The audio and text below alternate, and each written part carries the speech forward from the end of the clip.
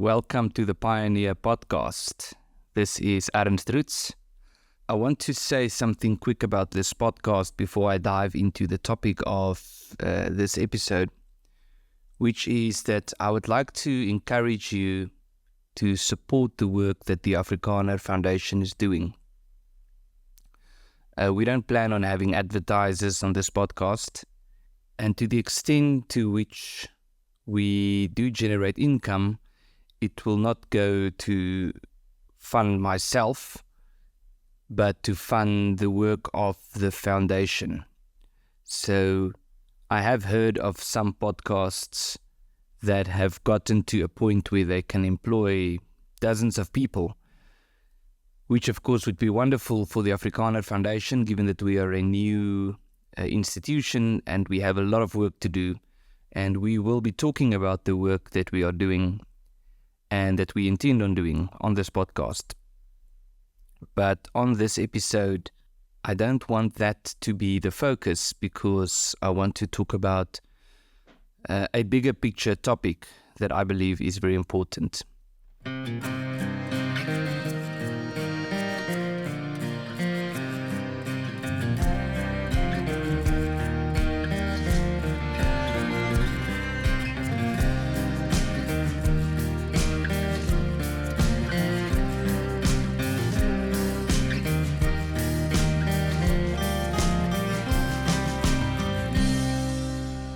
So the title of this episode is Reflections from the Civilizational Battlefront. And there's an important reason why I chose this topic, which will be evident in the minutes to follow. Now, I should say that this, what I'm about to present to you or read to you, is actually a presentation I gave at the NP van Wyk Lou Center, the think tank affiliated with academia, the higher learning institution that forms part of the Solidarity movement in South Africa, where I'm very honored to be a fellow. And we had a conference recently about the state of Western civilization and of the West. And my presentation at this conference was about the state of the West and Western civilization, but with a particular focus on the state of and the contribution of the Afrikaner people.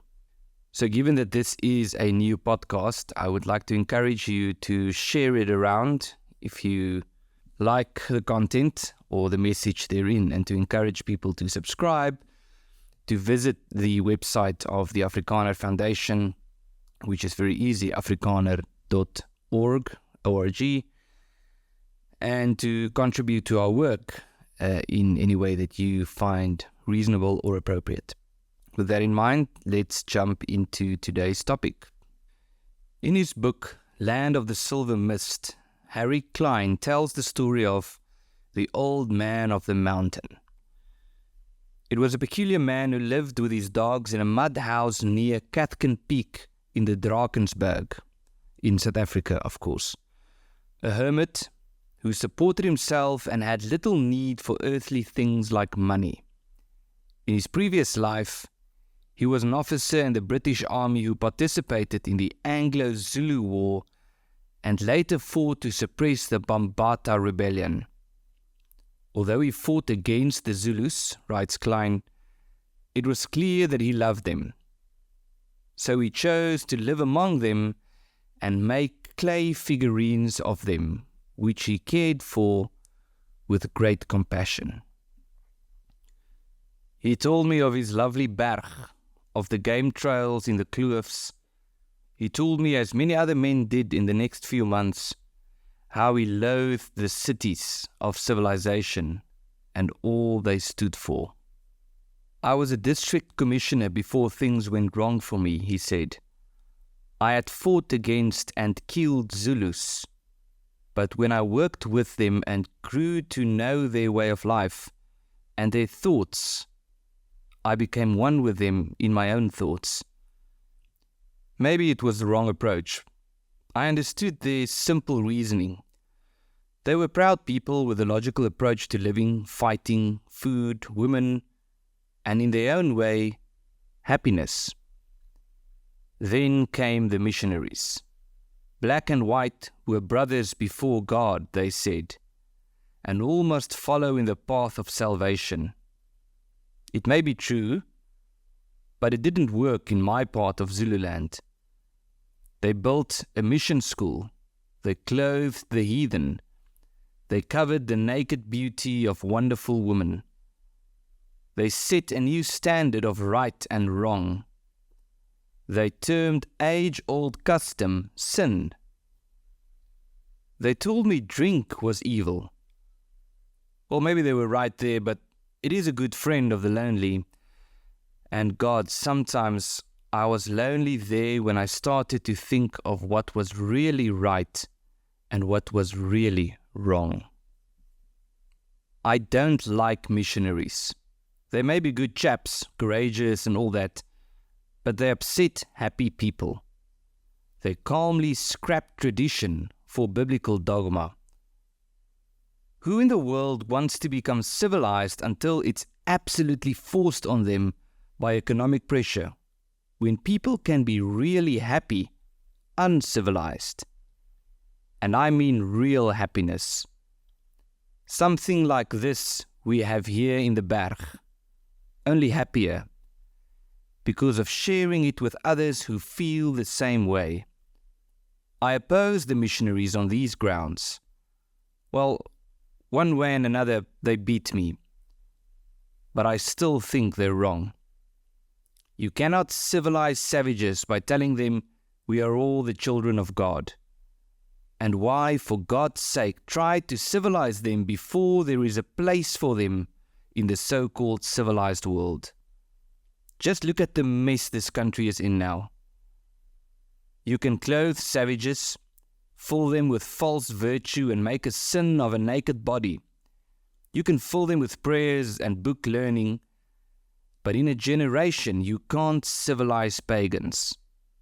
When the moon is full and the dogs are howling, amatagati, witchcraft, is stronger than the Bible. I once knew a happy black baby. He was born to be a chief. He was happy until they civilized him. He finished up a broken piece of jetsam, neither black savage nor civilized criminal. The old man of the mountain can be glad that he's not alive today, and also that he lived in the era before social media and political correctness, because what he says here is controversial on several levels. The main reason for the controversy is that these statements are not compatible with modern society's liberal ideas about equality and human dignity. To argue today that people are primarily defined by cultural identity is itself controversial. To argue then that different cultural communities are not equally civilized, so much more. The controversy is therefore largely confined to the use of the word civilization. Therefore, says Samuel Huntington, we must distinguish between the use of the word civilization in the singular and civilizations in the plural. In its primary meaning, the word civilization in the singular indicates a certain level of development or refinement, as the dictionary puts it. A society is civilized if they have exchanged nature for city life. And when this city life meets certain criteria, such as a variety of professions, specialization, and cultural life. In this sense of the word civilized is set as the opposite of uncivilized or even barbaric. There is therefore a value judgment locked up in the word civilized, because it is not simply about a certain level of development, but it is also presented as an answer to barbarism. Because to be barbaric, as the dictionary puts it, is to be cruel and inhumane. Civilization is thus the solution to barbarism. If this is true, then it might be true in this sense of the word that those who are not civilized are barbarians. This implies that if barbarism is a problem, then the solution is for the civilized peoples of the world to civilize the barbarians. But that is just one conception of the word. In the second place, we can use the word civilizations in the plural, as Huntington mainly does. Civilizations in the plural are not underpinned by a value judgment, because this is not about civilization versus barbarism, but about a variety of identities in the broadest sense of the word. Therefore, Huntington says that the post-1990 world, after the fall of the Berlin Wall, can mainly be divided into 9 civilizations. These are the Western civilization, the Latin American civilization, the African civilization, the Islamic civilization, the Cynic civilization, the Hindu civilization, the Orthodox civilization, the Buddhist civilization, and the Japanese civilization. However, these civilizations have not all reached the same level of development and can therefore potentially even be uncivilized if the word civilization is applied to them in the singular sense of the word.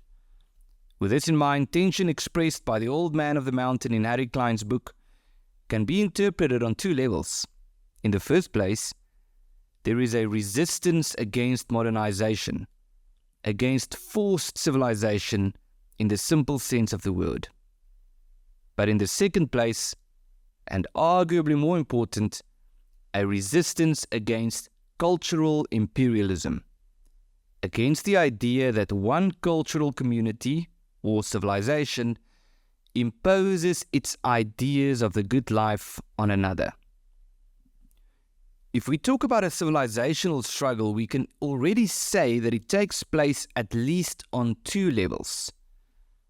This is the resistance to the idea of being civilized in the first place, and the second is a struggle between different civilizations or the cultural communities that form part of the respective civilizations, which have different ideas about how society ought to be organized. This happens especially when diverse civilizations and communities are brought together under one liberal democratic order, of which South Africa is a telling example. But the shared sentiment between the old professor, Huntington, and the old man of the mountain about the preservation of cultural identity stands in stark contrast to a third dimension of the modern civilizational struggle. This is the modern anti-civilization, which is an ideological project. Modern anti-civilization assumes from the outset that the whole idea of civilization, cultural identity, and the sources on which it is modeled is old-fashioned and stands in the way of progress. When Huntington talks about the different civilizations, he also sometimes calls them worlds, the Western world, the Latin American world, and so on. The use of the word worlds is noteworthy precisely because in his analysis, civilizations are the broadest identity to which a person can belong. In contrast, the modern anti-civilization argues that the whole idea of civilization is nothing more than a fiction that prevents humanity from progressing. This is why Yuval Harari asserts that there are no gods, no nations, no money, no rights, and even no justice beyond the scope of our human imagination. This is why Isaac Asimov says that there is no such thing as nations, because there is only humanity. And to the extent that there are such things as nations, they will not exist anyway if we do not, in the first place, embrace our common humanity at the expense of our cultural identity. This is why Sam Harris argues that we must replace the so-called ancient software in our brains with a new, more scientific, rationalistic, moral operating system. He goes on to say that it is a sign of progress if the current generation is ashamed of our ancestors. and that if our descendants are one day ashamed of us too, it will be a sign of even further progress.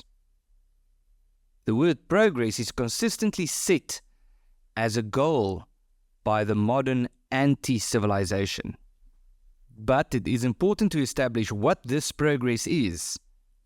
It is a progress that recognizes man, or humankind, exclusively on two levels: man as a free individual and man as a member of one homogeneous humanity. A progress that strips the world of its metaphysical, transcendent nature by arguing that we can only believe what can be proven by our own senses and today's science. A progress which argues that man will find happiness if he is freed from his society and circumstances, which argues that man is not an imperfect, sinful being, but that man is indeed perfectible, and that we can achieve this perfection if we would only follow the right ideological prescriptions. Overall, it is a progress that argues that we need to think radically different about what it means to be free. Because to be free, according to the modern anti-civilization, is not to be absorbed into the tradition where we are in communion with others to promote the good and fulfill our God-given calling, or telos. But the opposite, it is when we turn our backs on our communities, tradition, and the sources that give us meaning. When we liberate the individual from the community, the underlying assumption, the default position, is that everything that is old is evil, and that if man disconnects himself from these things, he will become some kind of liberated Superman or Übermensch, as Friedrich Nietzsche puts it. So what we are dealing with here is not simply a clash between civilizations, nor a primitive civilization that rejects progress. These realities still exist, but to a much lesser extent. The new warrior on the civilizational battlefront is the anti-civilizer. It is embodied in the enlightened politician, journalist, artist, academic, and the so-called thought leader. And it is enforced with legislation and state policy. The anti-civilizer promises a new, better, sometimes even utopian future if we only unite behind his ideological prescriptions. Against this background, Roger Scruton says that it is insufficient to speak of a clash of civilizations if the other party is not even interested in civilization in the first place. This is also why David Schindler says that today we are not simply in a culture war, because the modern attack on our civilization is first of all an attack on our understanding of reality, which seeks to destroy the entire structure of the social order. Insofar as it is a cultural struggle, it is a struggle to preserve culture, rather than a struggle between different cultures. G.K. Chesterton had strong opinions on this issue. He says that it is a bogus argument to believe that an idea is better simply because it is bigger. He says that all these theories which argue that we are only human and that cultural and civilizational identities do not really exist doesn't change the fact that he has more in common with the ancient Greek historian Herodotus than with the Chinese man sitting across from him in a London tea shop. He adds that he feels as if he knows how David and Isaiah felt, in a way in which he will never really be sure how the Chinese statesman Li Hongzhang felt.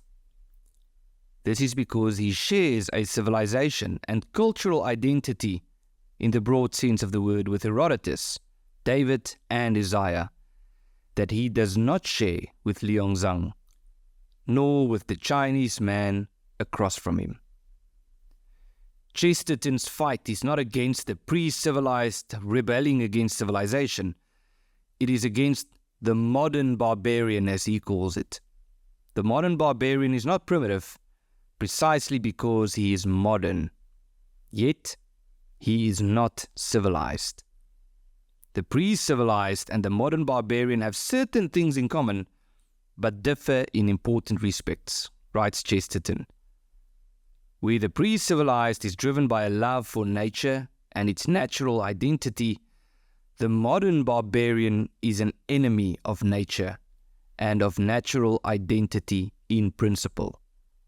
His crusade is to make the old man of the mountain's greatest fear come true.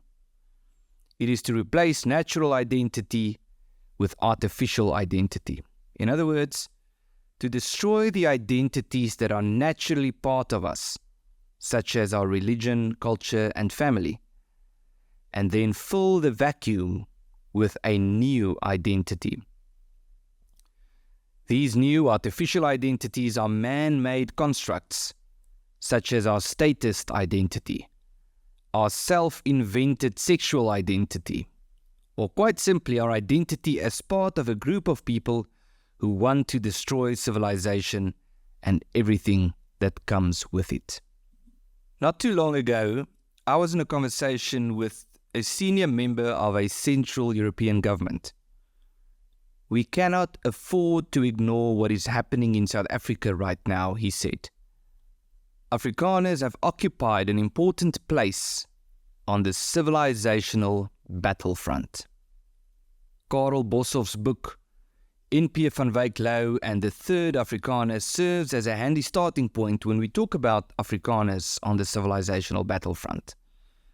Boshoff explains that the Afrikaner as a people or a cultural community went through various phases of purification, which significantly affected our identity and frame of reference.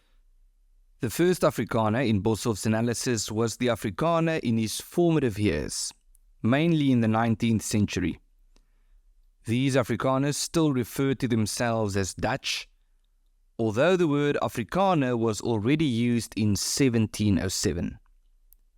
These are the Afrikaners who were colonized in the Cape by England, of which a significant portion eventually undertook the world-famous Great Trek into the interior of what is now South Africa.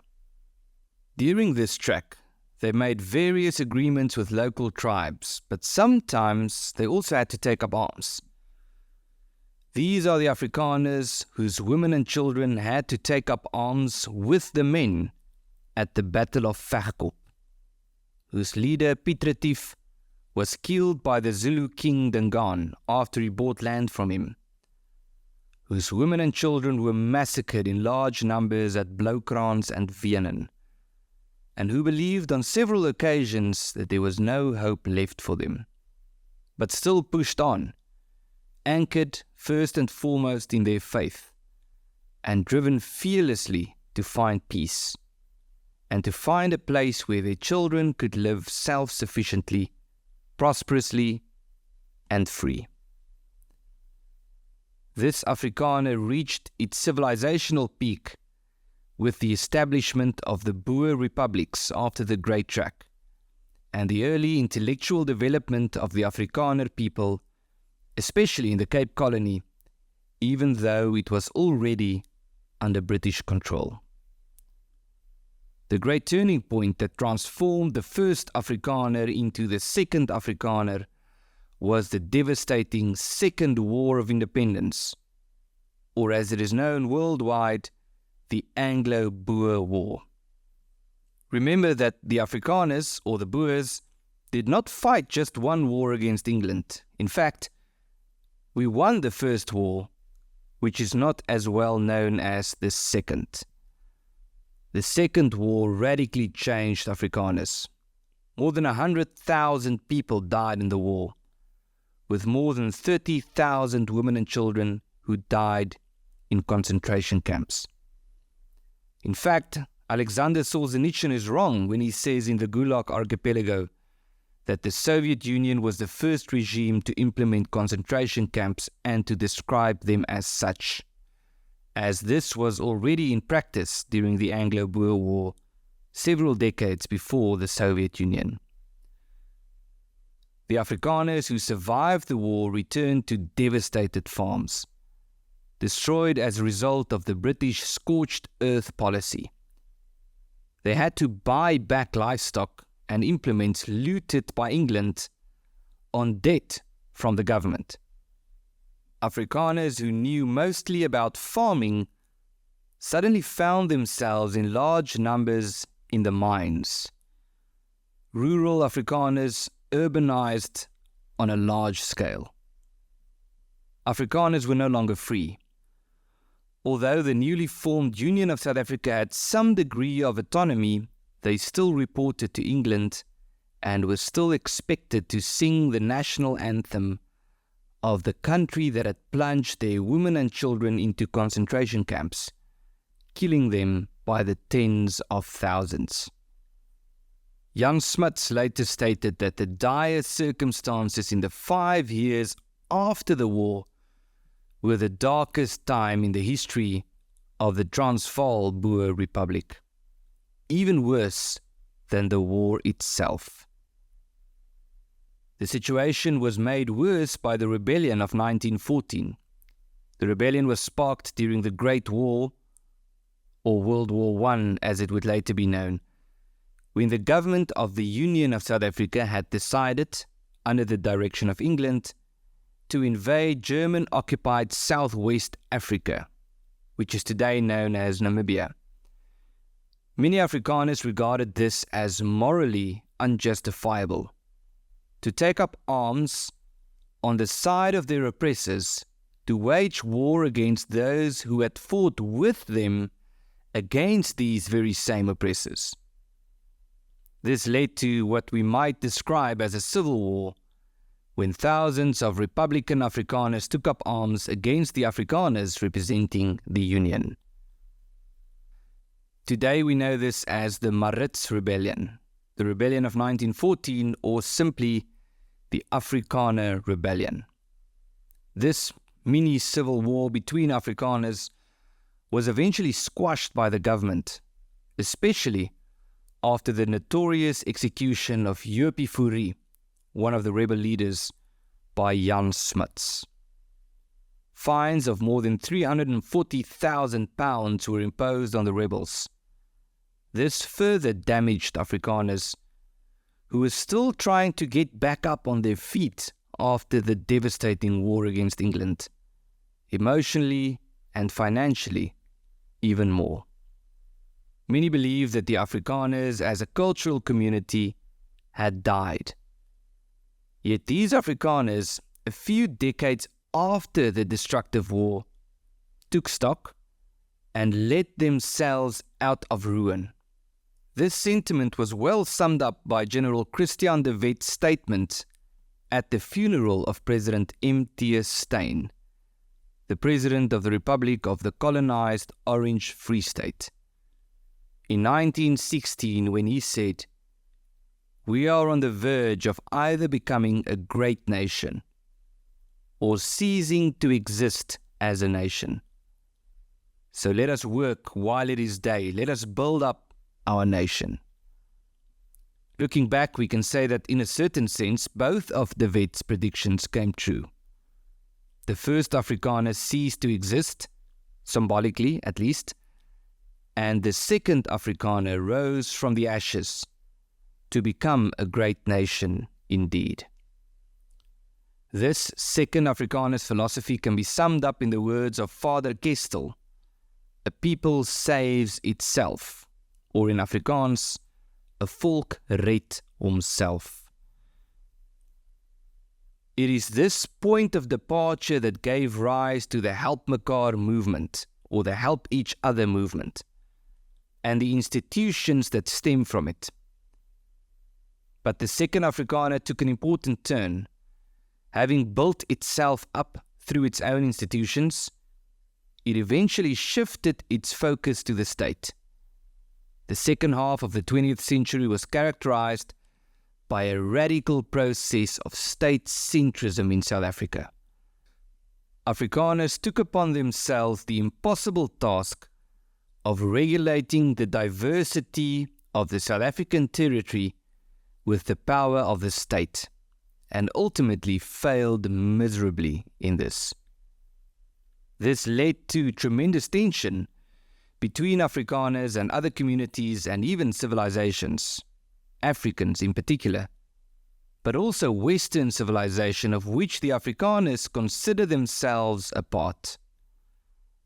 The caring state, at least for the Afrikaners, also led to the fact that it was not necessary for the second Afrikaner in the second half of the 20th century to, like the first Afrikaner, work hard to develop and preserve its language and culture, and to be concerned about the education of our children. Those kinds of functions were simply outsourced to the state. It seemed to work until it imploded. But just as with the first Afrikaner, it required a sweeping change to bring down the second Afrikaner.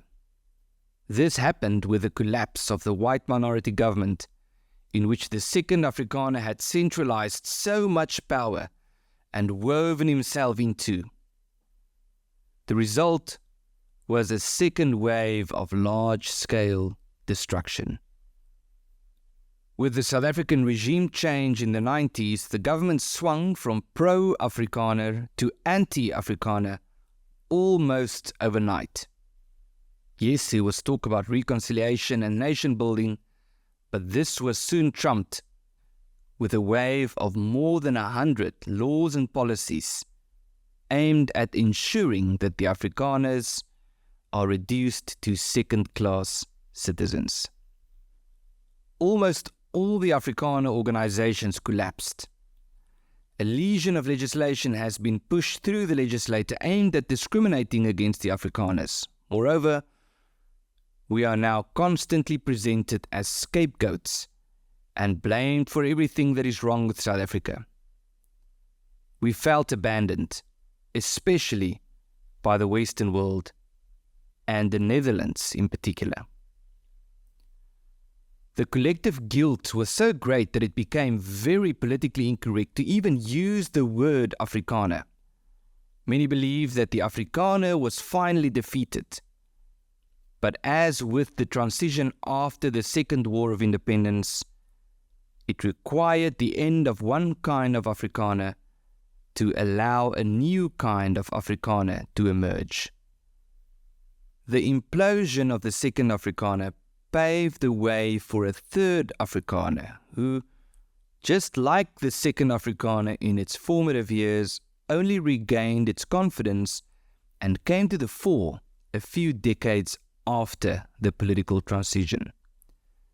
The third Afrikaner is characterized by political and economic suppression, a disillusionment with the state, economic progress despite a long list of laws that explicitly discriminate against us, a rediscovery of our culture, a participation in the modern world, and increasingly by the realization that a united, peaceful, prosperous, new South Africa is not feasible. Where the first Afrikaner struggle for civilization was primarily a struggle with what might be described as pre-civilization, the second Afrikaner struggle was largely a clash of civilizations. The third Afrikaner struggle is not primarily a struggle against pre-civilization, but neither is it a simple clash between civilizations. It is a fight against the modern anti-civilization, a struggle in which all things related to our civilization, culture and tradition are put in the crosshairs. But at its core, it is a struggle to destroy the building blocks of Western civilization. It is a fight against faith in general, but the Christian tradition in particular. It is a battle against cultural identity in general, but Western culture in particular. It is a struggle against the things that make up a healthy community, but community identity and the nuclear family in particular. But it is precisely this connection between the third Afrikaner and what we might as well call the third civilizational struggle that is of such value. Because we as the third Afrikaner believe that through our experience with the South African reality over the past 3 decades, we have developed a new slant that equips us better for this struggle than what seems like most of our allies in the West. Allies who, in important respects, still think like the second Afrikaner. Some of the lessons that we, the third Afrikaner, have learned in the past few decades include: 1. That the solution lies in the community and its own institutions, much rather than the state. That we can prosper through our institutions in the absence of the state, but that we cannot prosper through the state in the absence of our institutions. 2. That central planning doesn't work, no matter how good your intentions. 3. That continuous innovation in the battle of ideas is essential for actual progress, but that this innovation must always be anchored in the good and the beautiful of the past, and can never amount to innovation for the sake of innovation. 4. That progress does not involve leaving the things of the past behind, but on the contrary, as our great philosopher N.P. van Wyk Louw stated, that we carry the noble and the precious that we have received from our ancestors safely through the crowd. 5. That it is not a virtue to attach equal value to all opinions, and that this mindset rather indicates a lack of discernment. 6. That in our effort to find solutions to the challenges of our time, we must consult reality rather than ideological preferences. That hard and sometimes controversial realities must be faced, and that there are answers in practice to be found on this. 7. That reality can never be established on the basis of ideology, and that ideological preferences must therefore be established on the basis of reality. 8. That good arguments do not change reality, and that reality is much more shaped by practical action. 9. That politics and ideology are important, but that they can never be as important as culture and tradition. 10. That an attempt to cultivate artificial identity, such as statist identity, at the expense of natural identity, such as cultural identity, is doomed to fail in the long term. 11. That the claim that everything that is important to us stands or falls on the outcome of the next election is not an indication of wisdom, but rather political superficiality. And 12. That a community that simply works for the next election does not concern itself with long-term solutions, and that we must work for the next generation rather than the next election. Afrikaners certainly do not have all the answers, and we must never believe that we do. Reality is far too complex to be reduced to simple interpretations. Yet we must continue to seek to know and understand reality so that we can deal with real solutions in the real world. But against the background of the lessons that we have learned in the South African reality, which many of our friends in the West have yet to discover, we must understand that Afrikaners are not in the back rows of the civilizational struggle, but in the front lines. Afrikaners today must find solutions to the kind of problems that are now taking root in the rest of the world, but the Western world in particular. Therefore, we can say, as Flebys argues in Die Pad na Selfbestuur, or The Path to Self-Management, that the future has already happened, even though it is not evenly distributed. The future has certainly already happened in South Africa, and it's worth going through the effort to take a peek at what it looks like. And we must realize that this fact is already being noticed, even if it is still only in some places. South Africa, and the Afrikaners in particular, have become relevant again. Not because we have to defend ourselves against an imperial authority as we did then, nor because the evil political order that we have set up has to be destroyed. This time, we are important because we are part of the solution. Because we can, hopefully, act as an accelerator in the sense that the rest of the world can learn from our experience and our response to the crisis that much of the world is on the verge of experiencing. But if you don't believe that Afrikaners are being rediscovered and respected anew, listen to what is being said these days from the corners of the world about the Afrikaners with whom no one wanted anything to do 3 decades ago.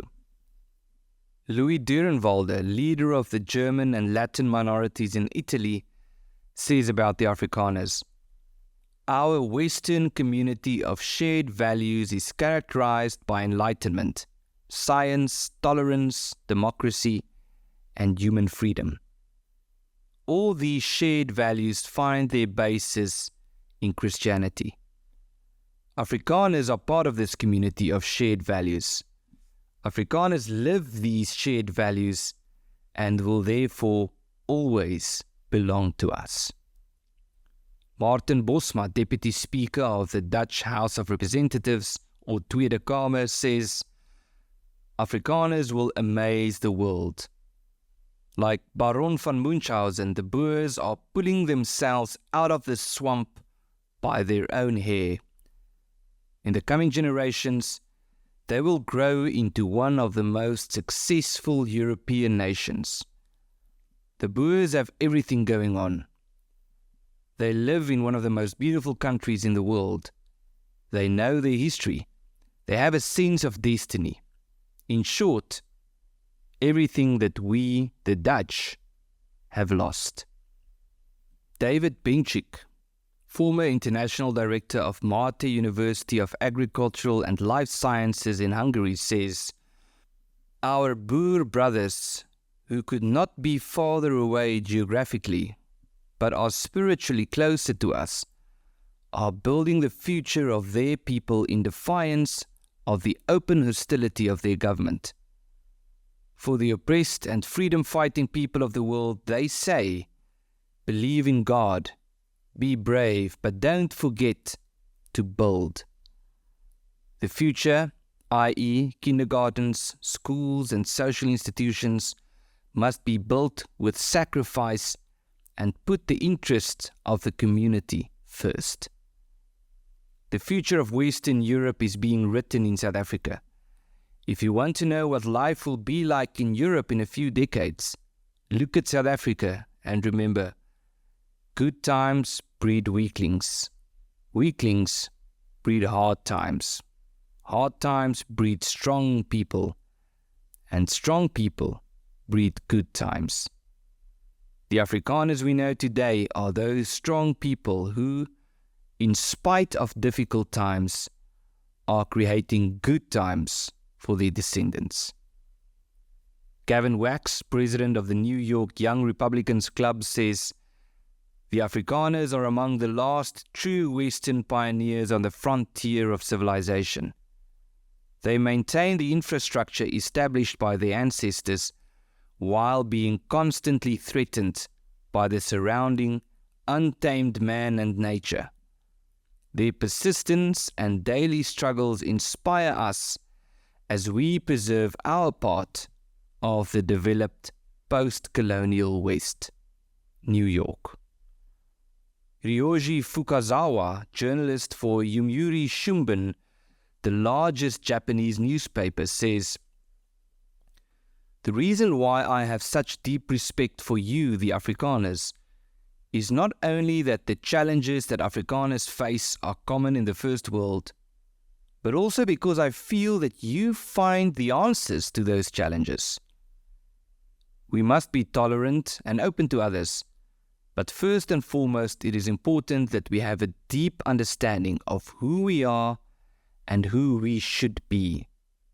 From a global perspective, even in my home country, Japan, which has been fortunate to have relatively little influence from radical ideas, the core of people's identities, such as ethnicity, religious communities, and local communities, has been weakened. It is clear from not only looking at the current situation in South Africa, but also in the United States and Europe, that there will be no happiness or peace for us where this trend stops. That is why I was very inspired and interested in the movement of the Afrikaners who are trying to overcome these trends to take a new path, and I support you wholeheartedly. As a Japanese journalist, I hope that your movement will continue to be highly successful with an innate spirit of self-reliance to steadfastly offer another clear answer to the world." End quote. In spite of the modern anti-civilization campaign, we are inspired by the great minds in our tradition. Marcus Cicero, one of the founders of Western civilization, said that it is a most honorable thing to preserve for our posterity the things that we have inherited from our ancestors, and that it is a most shameful thing not to do this. Edmund Burke said that society is a covenant between those who are alive today, those who have already died, and those who have not yet been born. And our own Boer hero, Paul Kruger, warned that we should look for the good and the beautiful in the past and build our ideas on them for a better future. May we, as Afrikaners here on the civilizational battlefront, continue to find fulfillment in this. May we be inspired by the prayer of Christ on the eve of his crucifixion, when he said that he and his disciples are targeted by the world precisely because they are in the world but not of the world. May we continue to cherish that treasure of which N.P. van Wyk Louw speaks, that we ought to carry safely through the crowd. May we realize that we are not doing this for ourselves, but for our parents and our children, our ancestors who have already passed away, and our descendants who have not yet been born.